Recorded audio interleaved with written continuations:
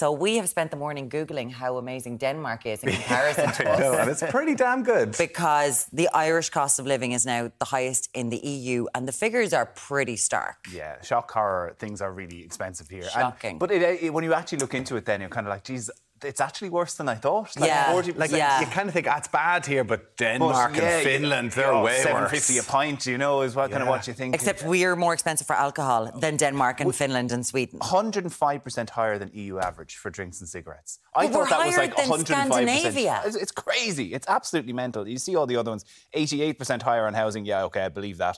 88% higher on utility bills, electric and gas. 46% on broadband.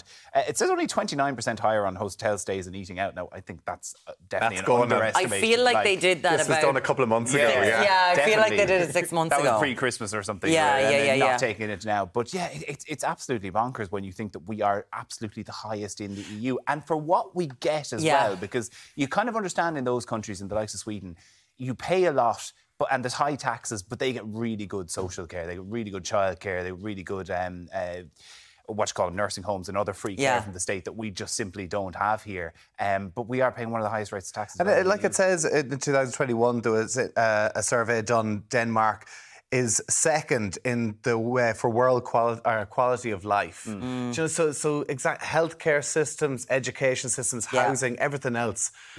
And what are we getting? What are we getting? Apart from being a great place to live. Yeah.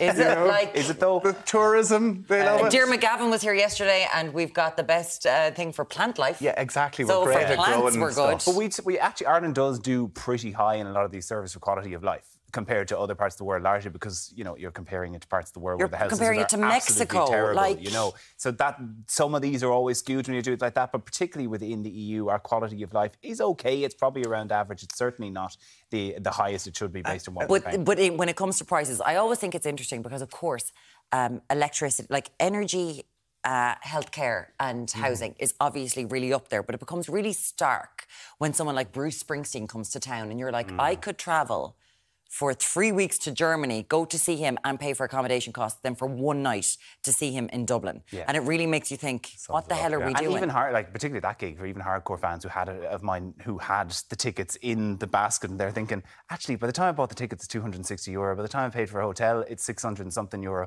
Why would I bother? Like, this is a great experience that we can't enjoy in the cities that we live in. Supply and demand, guys. Unfortunately, he comes to town, we sell it out, they sell out all the hotels, and that's why they keep raising the prices. I know, but they do it in other countries as well, where it's still relatively affordable. Listen.